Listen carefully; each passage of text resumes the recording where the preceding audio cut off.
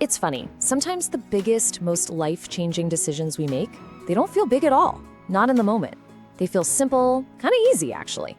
It all happens in a quiet room, just with the stroke of a pen. For that one little action, it can change everything.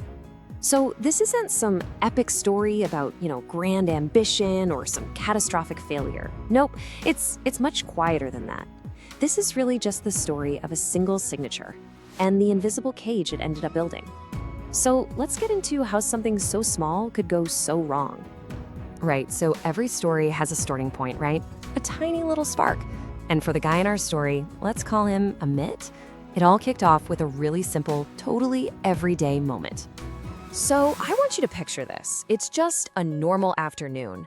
Amit's looking out his window and he sees his neighbors. They're pulling up in a brand new car. I mean, the plastic is probably still on the seats. The paint is just gleaming. It's this perfect symbol of success, just parked right there for the whole world to see. Boom. This is where it all begins. It's not really about envy, not in a nasty way. It's about something we all do, comparison. Suddenly, their new reality makes you look at your own reality in a whole new, kind of harsh light. That shiny car just sits there, asking this silent question, hey, why not you? And just like that, this powerful social pressure starts building up inside. So all that pressure has to go somewhere, right? It needs an outlet. And in the world we live in today, the solution often looks, well, deceptively simple. It usually comes on a few sheets of paper.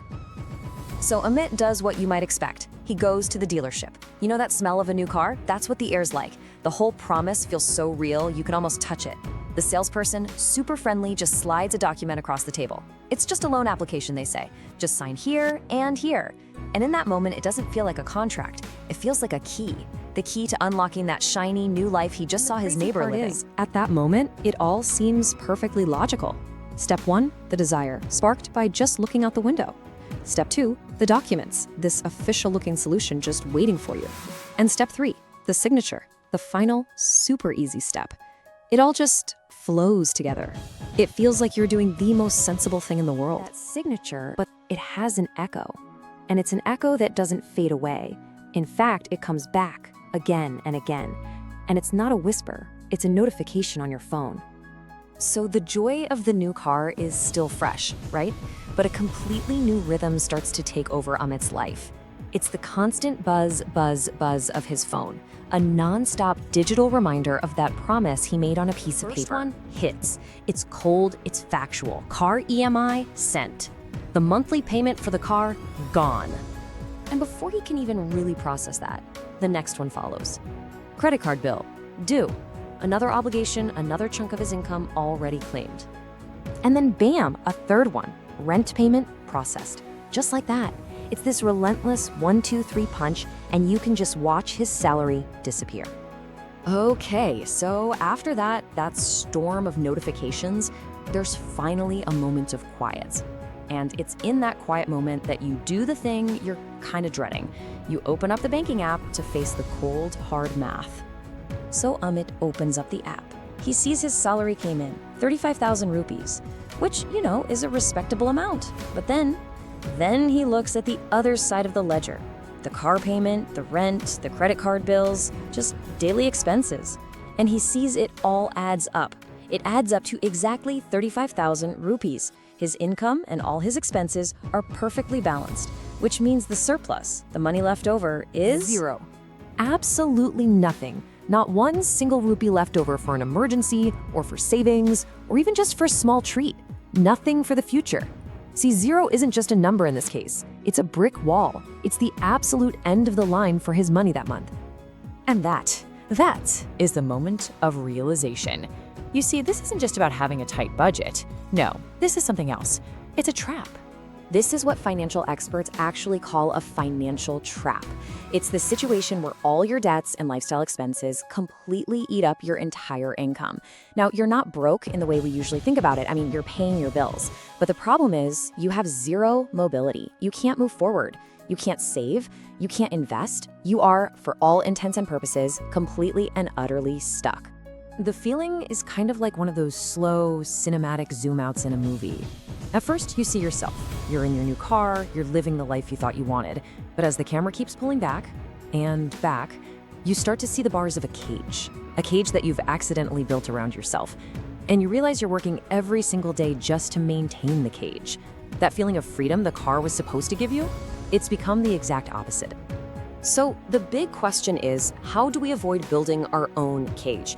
Well, this story seems to suggest the key isn't just about managing money better. It's about understanding why we want the things we want. That line between a dream and an obligation can be incredibly thin. So before the signature, before you even think about the loan, maybe the most important step is just to pause and ask yourself, why do I want this? Is this dream really about freedom for me, or is it just about keeping up with someone else? Figuring that out, recognizing that trigger, that's the real first step to making sure the dreams we chase are the ones that actually set us free. Let's talk about something that happens to, well, millions of people. It's a situation that creeps up on you, one you never really see coming until it's too late. Today, we're going to pull back the curtain and look at the anatomy of a debt trap, piece by piece. You know, it all starts with this question. We don't usually say it out loud, but it's always there, kind of humming in the back of our minds. And that question is, what does it really cost to keep up with everyone else? All right, so let's get right into it. The interesting thing is, this whole story, it doesn't start with numbers or a bank statement. Nope, it starts with a feeling, a really powerful trigger from the outside world. We're calling it the social spark. So, picture this, right? It's just a normal afternoon, maybe a Tuesday, nothing special. And then you hear it. It's this sound, that super quiet, almost satisfying hum of a brand spanking new engine, and it's pulling right into your neighbor's driveway. And boom, just like that, a switch flips in your head. Suddenly, your car, your perfectly good, reliable car that gets you from point A to B, no problem, it just feels, I don't know, a bit plain, practical, familiar. But that shiny new SUV next door, whoa, that's not just a car, that's a statement. It looks powerful, it's new. And right there, in that split second of comparison, this tiny seed of want gets planted. You know how these things go. That little seed of desire, it starts to grow, and it grows fast. And it leads you right up to a huge decision, a crossroads, really. This is what we're calling the point of no return. So that feeling, that want for something new and better, it quickly stops being a daydream and turns into a real, practical question. You start thinking, okay, how much does a dream like that actually cost? And the big one, can I even afford it? And the answer, well, it seems almost too easy. The bank says yes. A big loan gets approved, just like that. And suddenly, the dream doesn't just feel possible. It feels like it's right there for the taking. Any financial barrier you thought was there, poof, it just vanishes. And it all boils down to this one single moment. There's a document on the table, a pen in your hand, and a line for your signature. It takes, a few seconds? But in those few seconds, a decision is made that's going to ripple out for years. This, right here, is the moment that door clicks shut behind you. So the ink is dry on the paper, and a brand new reality starts to set in. It's a reality that shows up on your calendar every single month, like clockwork. Welcome to the cycle of payments. It's pretty low-key. At first, just a little notification that pops up on your phone. Hey, your first monthly payment is due. Okay. No big deal, right? You got this. But then a month passes, and there it is again, the exact same alert. And then the next month, it's back. And the month after that, and the month after that. And here's the thing, the feeling starts to change. That initial thrill of having the new car, it starts to fade.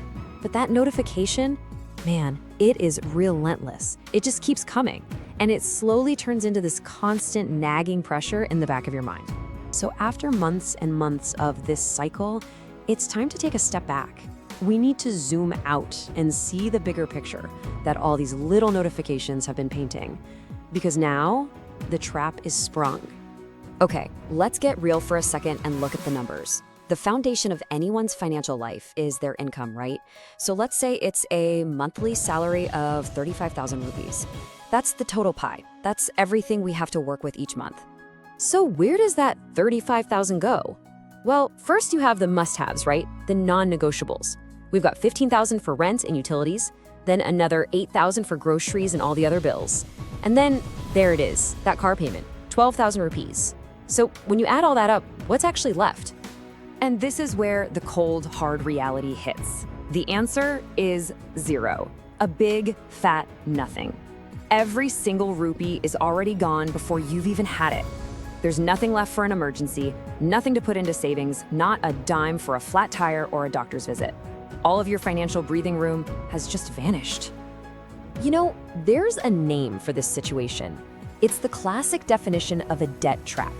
And it's not just about having debt. Lots of people have debt. This is different.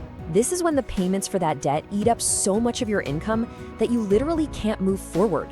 You're just running on a treadmill, working your tail off just to stay in the exact same spot. And that brings us full circle, doesn't it? The shiny new car is sitting right there in the driveway. Mission accomplished. You got what you wanted. But it leaves us with one last really important question to think about. Sure, the car is in the driveway, but who's really in the driver's seat of your life?